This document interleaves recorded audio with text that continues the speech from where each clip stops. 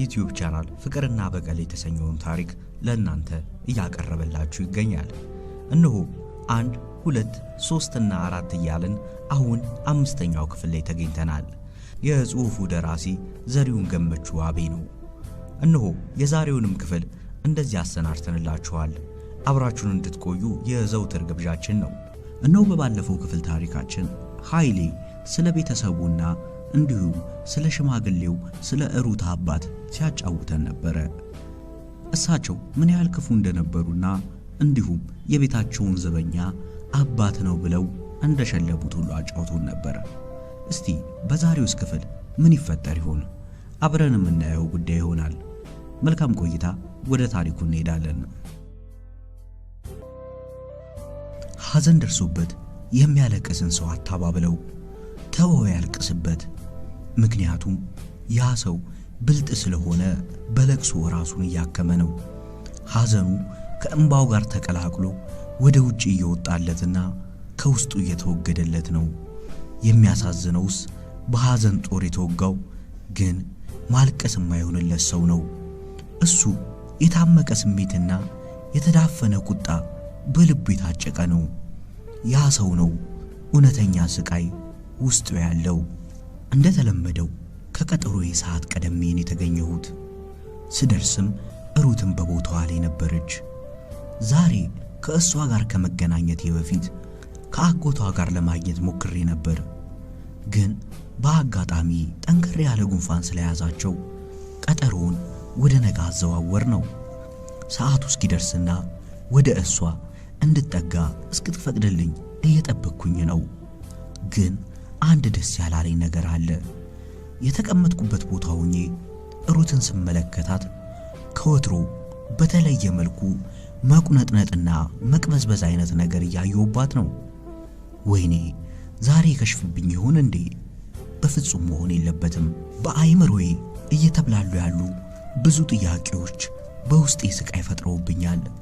መልስ ካላገኘሁባቸውና ለተጨማሪ አንድ ቀን እንደታፈንኩ ማድር ከሆነ ምን እንደምሆን አላውቅም። ድንገት ትዝ አለኝና ኃይሌን ፍለጋ አይኖቼን አንከራተትኩኝ። ቦታው ላይ የለም። አይኖቼን ወደ ሩት መለስኩኝ። ሙሉ ጠርሙስ የጎርደን ጅም መጠጥ ፊት ለፊቷ ያለ ጠረጴዛ ላይ ይታያል። በየሰከንድ ልዩነት ከነ ጠርሙሱ እያነሳች ታንደቀድቀዋለች።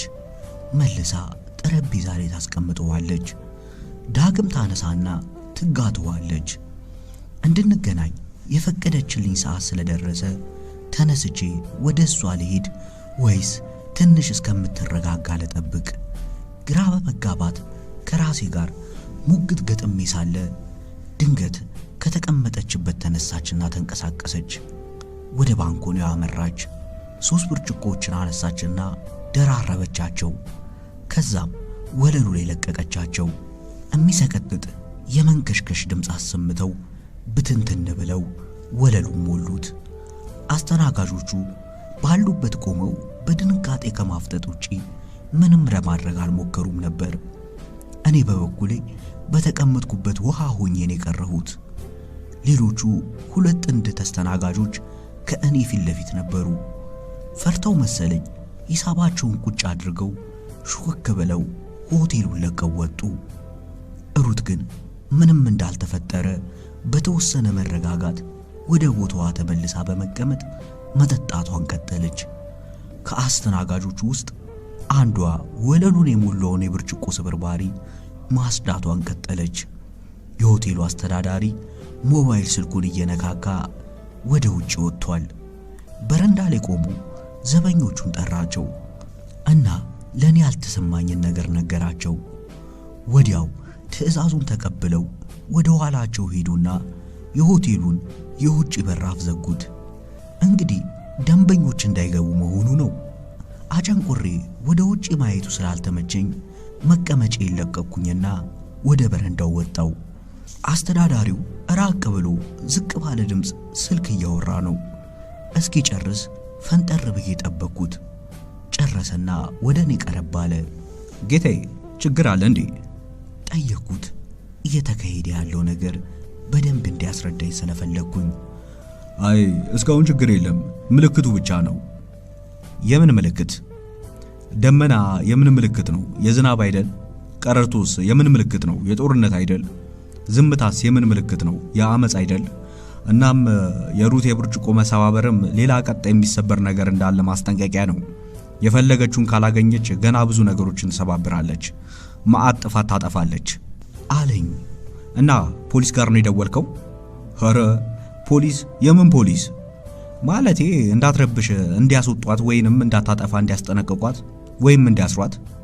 ገላመጠኝና ጭራሽ እንዲያስሯት ልንገር፣ እንኳን ብርጭቆ መሰባበር ይቅርና ሙሉ ሆቴሉን ብታቃጥል ፖሊስ ጋር አንደውልም ብሎ ኩምሽሽ አደረገኝ። ለመሆኑ ምንድነው እንደዚህ አበሳጫት ነገር? ምንድነው የምትፈልገው?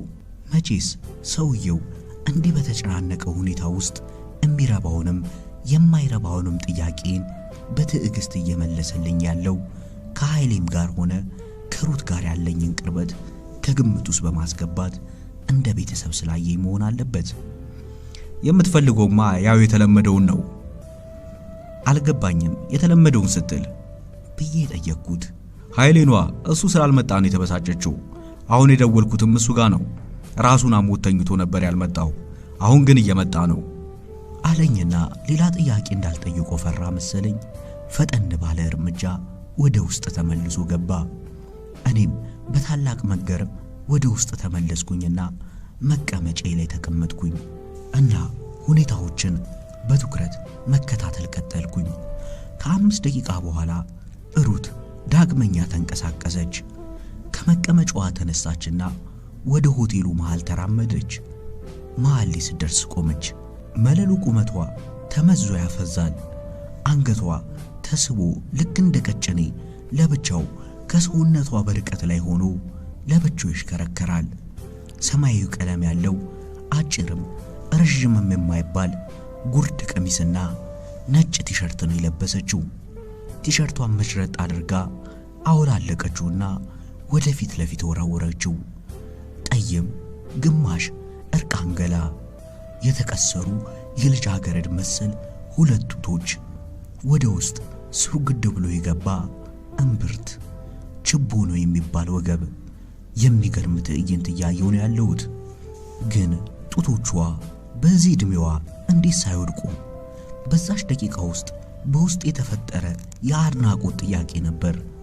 እንደዛው በግማሽ እርቃን እንዳለች ተረጋግታ ወደ መቀመጫዋ ተመለሰችና ቁጭ አለች። ጠርሙሱን አነሳችና ድጋሚ አንደቀደቀችው፣ መልሳም አስቀመጠችው። ሆቴል ውስጥ የነበሩ ወንድ አስተናጋጆች ድንብርብራቸው ወጥቶ ትዕይንቱን ለማየትም እየጓጉ ላለማየትም እየጣሩ ግራ በተጋባ ስሜት ሲቅበዘበዙ ታዝቤያለሁ።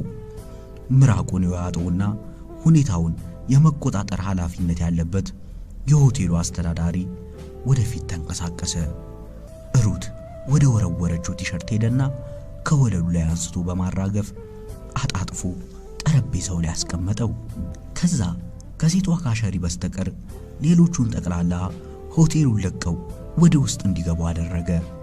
ከዛ ወደ እኔ መጣና በትህትና ወይ ከልጆቹ ጋር ወደ ውስጥ ገባ ወይ ደግሞ በረንዳ ላይ ሁን አለኝ። የሆነ የፈራው ነገር አለ ማለት ነው። በውስጥ የተጫረ ጥያቄ ነበር። ግዴለ እዚህ ሆናለሁ እየተሟገትኩት። ምን መሰለ ጌታዬ፣ ቀጥሎ የምታደርገውን ነገር ማየት የለብህም። አይ ማየት አለብኝ፣ እንደውም በደንብ ማየት አለብኝ አልኩትኝ ፍርጥም ብዬ። ጌታዬ እንዳስገድዳ አታድርገኝ። ለ5 ወይም ለ10 ደቂቃ ነው። ከዛ ኃይሌ ሲመጣ ይሄ ሁሉ ዝብርቅርቅ ነገር ይስተካከላል። ምርጫ ስለሌለኝ ትዕዛዙን አክብሬ ወደ በረንዳው ወጣው። ይህ ትዕይንት ለእኔ ምን ያህል አስፈላጊ እንደሆነ እንዴት አድርጌ ምን በመናገር ላሳምነው እችላለሁ? ከባድ ነገር ነው።